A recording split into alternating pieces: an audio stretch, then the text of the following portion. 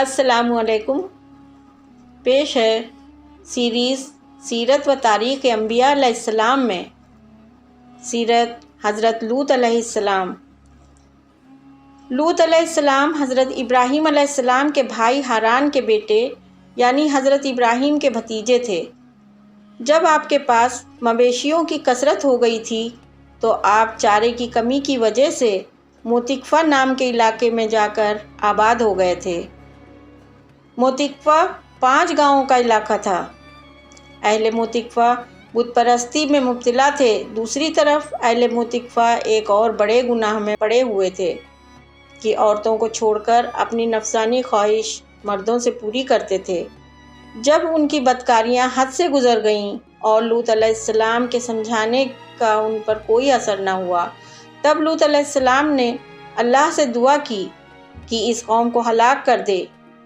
اللہ تعالیٰ نے قوم لوط کو ہلاک کرنے کے لیے 4 فرشتے بھیجے جن کا ذکر ابراہیم علیہ السلام کے قصے میں گزر چکا ہے۔ جب یہ فرشتے لوط علیہ السلام کے گھر مہمان ہوئے تو آپ ایک طرف تو مہمانوں کے آنے سے خوش ہوئے، دوسری طرف اپنی بستی والوں کی طرف سے فکر مند ہوئے۔ ابھی آپ اسی غور و فکر میں تھے کہ آپ کی بیوی نے جو کہ کافر تھی بستی والوں کو بتا دیا کہ 4 خوبصورت لڑکے لوط کے مہمان ہوئے ہیں۔ چنانچہ بستی کے 10 آدمی آپ کے پاس آئے اور مہمانوں کو طلب کیا۔ لوط علیہ السلام نے فرمایا جیسا کہ قرآن پاک میں ہے۔ ترجمہ: اور اس کی قوم کے لوگ دوڑتے ہوئے اس کے پاس آئے اور وہ پہلے سے برے کام کر رہے تھے۔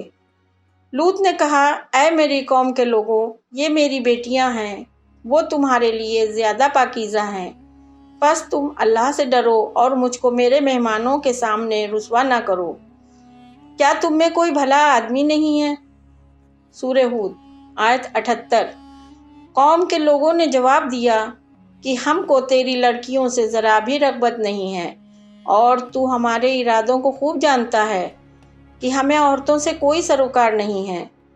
بہتر یہ ہے کہ تم اپنے مہمانوں کو اپنے گھر نہ ٹھہرنے دو یا انہیں ہمارے حوالے کر دو۔ لوط علیہ السلام عجیب کشمکش میں پھنس گئے۔ نہ مہمانوں کو گھر سے نکال سکتے تھے اور نہ بستی والوں کے حوالے کر سکتے تھے۔ لوط علیہ السلام ابھی اسی پشو پیش میں تھے کہ بستی کے 10 آدمیوں میں سے کسی نے مہمانوں کی طرف ہاتھ بڑھایا اور زبردستی اپنے ساتھ لے جانا چاہا۔ بس اللہ کے حکم سے یہ 10 لوگ اندھے ہو گئے۔ یہ لوگ اپنی قوم کے پاس واپس گئے اور بتایا کہ لوط کے مہمان دراصل جادوگر ہیں جنہوں نے ان کو اندھا کر دیا ہے۔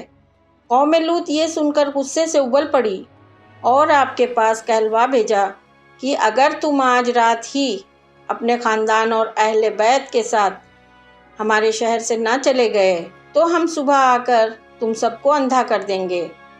تم آج تک تو اپنی باتوں سے ہم کو بہکاتے تھے، اب تم نے جادوگروں کو اپنے گھر ٹھہرا لیا ہے اور ہماری قوم کو نقصان پہنچا رہے ہو۔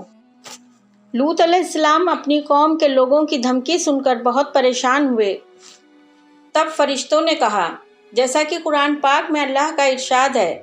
ترجمہ: فرشتوں نے کہا کہ اے لوط، ہم تیرے رب کے بھیجے ہوئے ہیں، وہ ہرگز تم تک نہ پہنچ سکیں گے، بس تم اپنے لوگوں کو لے کر کچھ رات رہے نکل جاؤ اور تم میں سے کوئی مڑ کر نہ دیکھے مگر تمہاری عورت پر وہی کچھ گزرنے والا ہے جو ان لوگوں پر گزرے گا۔ ان کے لیے صبح کا وقت مقرر ہے، کیا صبح قریب نہیں ہے؟ سورہ ہود آیت 81۔ فرشتوں نے کہا کہ تیرے پاس آئے ہیں کہ ان کو سزا دیں، ان پر ہم عذاب و قہر الہی لے کر آئے ہیں۔ تم اپنے اہل و عیال کو جب تھوڑی رات گزر جائے تو روانہ کر دو اور اس کے بعد تم بھی چلے جاؤ۔ ہم صبح ہوتے ہی ان کو عذاب الہی میں مبتلا کر دیں گے اور ان کو اس قدر مہلت نہ دیں گے کہ وہ صبح اٹھ کر تمہارے مکان تک آئیں۔ لوط علیہ السلام یہ سن کر مطمئن ہو گئے اور وقت کا انتظار کرنے لگے۔ جب رات کا کچھ حصہ گزر گیا تب متقفہ کو چھوڑ کر شام کی طرف روانہ ہو گئے اور فرشتوں نے صبح ہوتے ہی متقفہ کو پلٹ ڈالا اور آسمان سے پتھروں کی بارش ہونے لگی، جس سے متقفہ کا کوئی بھی شخص زندہ نہیں بچا۔ صرف وہی بچے جو لوط علیہ السلام کے ساتھ تھے۔ لوط علیہ السلام کی بیوی جو آپ کے ساتھ چلی آئی تھی اور پیچھے مڑ مڑ کر دیکھ رہی تھی، اللہ کے حکم سے آسمان سے اس پر بھی ایک پتھر گرا اور وہ اسی جگہ مر گئی۔ اس کے بعد لوط علیہ السلام شام اپنے چچا ابراہیم علیہ السلام کے پاس پہنچے اور اپنی زندگی کے آخری وقت تک وہیں رہے۔ آپ کے مزاج میں بے انتہا سادگی تھی۔ آپ کا رنگ ہواں، آنکھیں بڑی اور چمکدار تھیں، نہ موٹے تھے نہ دبلے، درمیانہ قد کاٹھی کے مالک تھے۔ انشاءاللہ اگلی قسط میں حضرت موسیٰ علیہ السلام کی سیرت بیان کی جائے گی۔